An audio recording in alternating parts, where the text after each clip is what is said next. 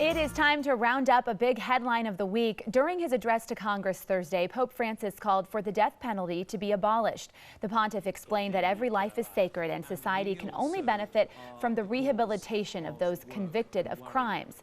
His remarks come as capital punishment in the U.S. is receiving more scrutiny because of the recent botched injections. Meantime, Texas is helping Virginia carry out an execution next week by providing it with a lethal drug that's tough to obtain. The pontiff's call to abolish the death penalty is our topic this half hour, and we want to hear from you on our Fox 26 Facebook page and on Twitter. Use the hashtag Fox26forlife. Joining us live in the newsroom is our roundup panel led by our senior legal analyst Chris Tritico, our news analyst Mustafa Tamiz, and public policy analyst Jackie Bally. Good morning, everyone. Good morning. Well, there still is a majority of Americans who support the death penalty. What will happen now that the pontiff has raised this issue in the U.S., if anything? Well, before we get into that, I've just got to tell you that talk about a true religious experience. That's Sam Houston State University football, which started our 100th season. This season is our 100th year of football, beating up on the Baptist last night. We own the Baptist and beat them 64-14. So another year of Sam Houston football. Now let's talk about the topic that we came here to talk about. It's the best university in Texas, though, Sally. I'm sure you already knew that. You know, the Pope coming here was such a wonderful event for Catholics in the United States, and I am a practicing Catholic. But more than that, he's shaking up the foundations of the Catholic Church. This position on the death penalty is not a new position for the Catholic Church. It's been the Church's position as long as I know. What we're seeing in the United States is a shift. While most Americans still favor the death penalty, we're seeing a shift as states institute life without parole.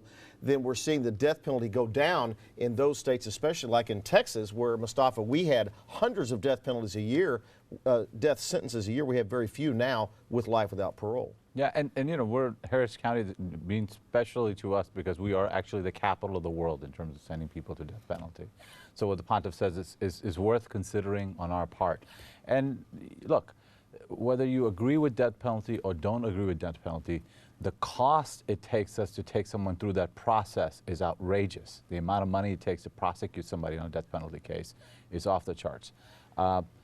There's questions about the drugs that are being used and can they cause, you know, the kind of things that in our Constitution that are completely forbidden. And so I think we have to reconsider this, and the pontiff really made a strong case that if you believe in life, if you're pro-life, you know, then you're pro-life throughout, including the death penalty. You know, it's been the Church's position forever that the Church is opposed to the death penalty. I don't think that Pope Francis, as much as changes he's making, is going to have really any impact on the death penalty in the United States, more than we've already had with the institution of life without parole. That's correct. And this is not new for him either. He's been, from the beginning of his ministry, he's been against capital punishment.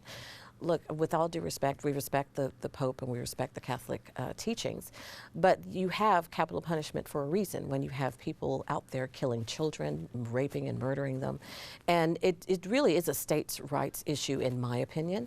I believe that each state should determine, especially in this particular policy, they have their own constituents, and I think each state should determine if capital punishment should be reached or should be determined for some of their murders and some of the people who do these heinous crimes. But there's a reason why we have capital punishment. Life without parole is not an equally viable alternative, knowing that this person will never get out of prison. In my opinion, no, because if you want to kill and rape and kill an innocent child, then you should go through some kind of death as well. I want you to respond to that when we come back, but I've got to go to Sally. She's monitoring our social media. We want to get in a few comments from our viewers this morning. First, we'll go to Tina on our Facebook page. She says death penalty is a deterrent when timely. In order to keep it, we would have to lessen the time between sentence and execution. She thinks when gaps of 20 years or more exist, the relationship between crime and punishment is removed. And then Josh and Nikki say, my husband and I both do not support the death penalty. No one should play God and decide another man's fate. You know, let me just answer that first one. The amount of time it takes between sentence and execution has been, by law, shortened when the states all changed the writ of habeas corpus rules. I'm not going to get into a bunch of legal mumbo jumbo right now, but that's been shortened greatly. But what you can't ever do is say constitutionally we're not going to let this defendant defend himself through the courts all the way through, especially when the ruling and the judgment of the court is he has to be executed. So you can't ever shorten that beyond what the Constitution requires. I want you to talk about life without parole. Why isn't that a viable alternative to the death penalty when the public is assured this person will never be released? And in an environment with DNA evidence and others that we're finding that we've been wrong. You know, the system is flawed. 2 in Texas in the last couple of years. And so you really do have to ask yourself, you're putting even the jurors, you're putting the judges, you're putting the prosecutors in a position where they find out later that they've made a mistake and they've caused somebody's death. If you don't think about anything else, think about those people that we are hired to do this. And what about that, Jackie? I mean, we've got 2 exonerations in Texas. One because of 2 of them because prosecutors just flat lied and got somebody a death sentence. Well, of course there are flawed cases, but those cases, you see a lot of cases where the people who are going out there and committing these heinous, really bad crimes, a majority of them, we're talking about 2 cases out of how many? A majority of them have done these crimes. There's evidence that they've done it. And so the fact that we're saying, well, let's not prosecute them because of the mistakes that we've made in the past, DNA evidence continues to improve. It will continue to improve.